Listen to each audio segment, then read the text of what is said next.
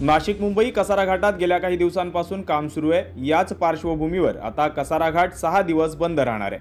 दुरुस्तीच्या कामासाठी पुढील 6 दिवस ट्रॅफिक ब्लॉक घोषित करण्यात आलाय। यामुळे पुढील 6 दिवस जुना कसारा घाट वाहतुकीसाठी बंद ठेवण्यात येणार आहे। यात अवजड वाहनांना 6 दिवस पूर्णपणे बंदी असणार आहे।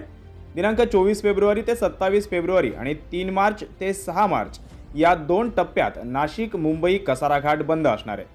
जुना कसारा घाट दुरुस्तीसाठी बंद राहणार असल्याने लहान वाहनांची वाहतूक नवीन कसारा घाटातून वळवण्यात येणार आहे, पण तेथे अवजड वाहनांना पूर्णपणे बंदी असणार आहे। ही अवजड वाहने मुंबई पुणे महामार्गाकडे वळवण्यात येणार आहेत। दरम्यान कसारा घाट 6 दिवस बंद राहणार असल्याने नागरिकांना याचा नाहक त्रास सहन करावा लागणार आहे। 6 दिवस सकाळी 8 ते संध्याकाळी 6 वाजेपर्यंत या कालावधीत मुंबई नाशिक महामार्गावरील जुना कसारा घाट वाहतुकीसाठी बंद ठेवण्यात येणार आहे।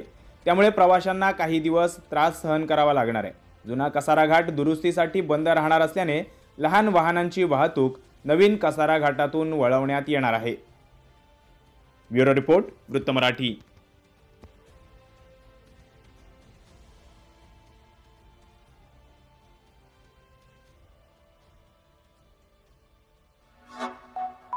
Like, comment, share and subscribe.